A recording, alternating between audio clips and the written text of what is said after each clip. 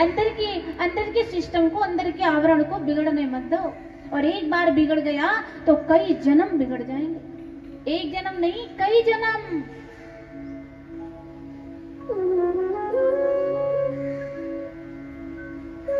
यही हुआ, जो झूठ का रिजल्ट था वो पापी हुआ, दुराचारी हुआ, अन्यायी हुआ, अज्ञानी हुआ, अधर्मी हुआ, कुकर्मी हुआ। ऐसा कोई अवगुण नहीं था जो धुंधकारी के अंदर नहीं था। चोरी कर्म करता,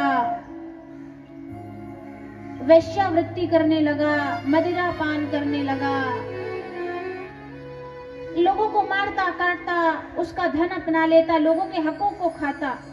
ऐसी वृत्ति हो गई उसकी। और जिस घर में ऐसा बालक हो, अगर ऐसे माता पिता सोचे कि हमारा कल्याण होगा, तो निश्चित रूप से बिल्कुल आप गलत सोच रहे हैं। आपको उतना ही दुख मिलेगा जितना आपके पुत्र का पतन होने पर उसे मिलने वाला है।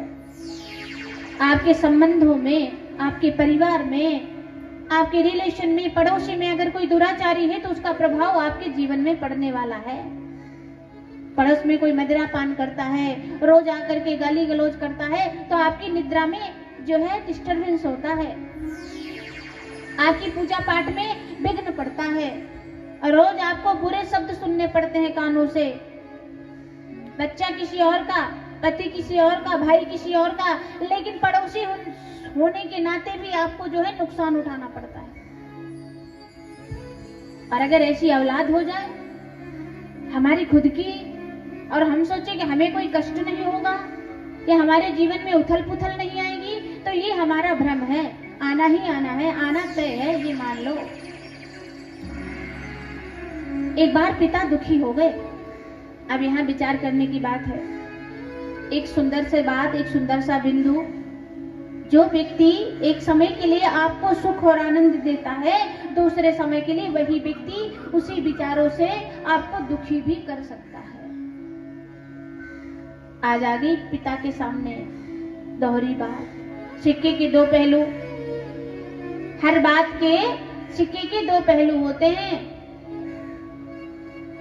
जब बेटा नहीं था तो प्राणों को त्यागने चले थे, और आज बेटा हो गया तो बेटे के कर्म खराब है इसलिए फिर से मरने जा रहे हैं।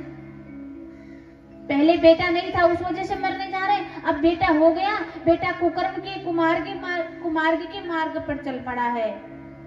बेटे ने ब्राह्मण की इज्जत मिट्टी में मिला दी, चौरी कर्म कर रहा है, पांडित्य कर्म को छोड़ दिया है, ब्राह्मणत्व को छोड़ दिया है, सत्य का, तप का, दया का त्याग कर दिया है, यज्ञ हवन अनुष्ठान का त्याग कर रहा है। और अगर यज्ञ हवन अनुष्ठान जीवन में नहीं है, तप नहीं है, त्याग नहीं है, तपस्या नहीं है, तो वो जीवन आपको दुखी करने वाला है। उस जीवन से आपको कुछ मिलने वाला नहीं है। क्षणिक लाभ हो सकता है, थोड़े पल के लिए सुख और शांति मिल सकती है, लेकिन हमेशा के लिए नहीं मिल सकती। हमेशा के लिए मिल सकती नहीं, चाहे कितना भी प्रयास कर लो। गोकर्ण से कोई शिकायत नहीं, आनंद है, हरि का भजन करते हैं, पिता की सेवा करते हैं। एक दिन सोचा ब्राह्मण ने, अब सहा नहीं जाता, अब तो मैं छोड़ के जाऊंगा।